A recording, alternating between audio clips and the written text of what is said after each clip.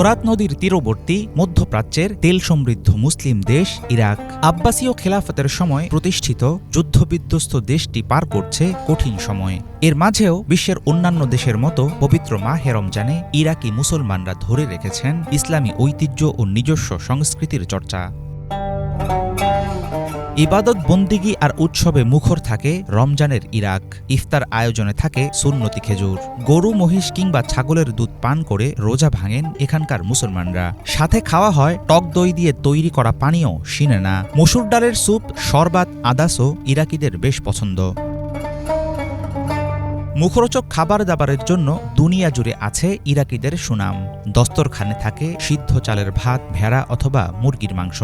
মিষ্টান্ন হিসাবে থাকে মাহাল্লাবি বা দুধের তৈরি পুডিং। কখনো দেখা মেলে কুব্বা বুরঘুল, কুব্বা হালেব, হালাওয়াত শারিয়া নামের ঐতিহ্যবাহী সব আইটেম।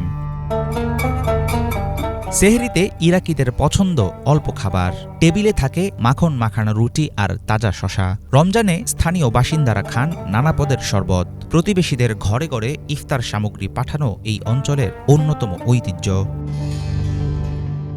মাগরিবের নামাজ আদায় করে মুসলমানরা খেলে থাকেন মেহিবেস নামের এক ধরনের খেলা। প্রজন্মের পর প্রজন্ম ধরে চলছে কম্বলে লুকানো ছোট রিং খুঁজে বের করার এই আয়োজন। সংখ্যাগরিষ্ঠ মুসলমানের দেশ ইরাক।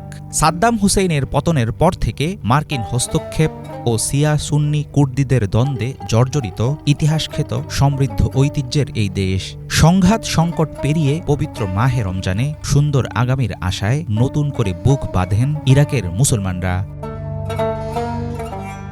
হাফিজুল ইসলাম, বাংলা ভিশন।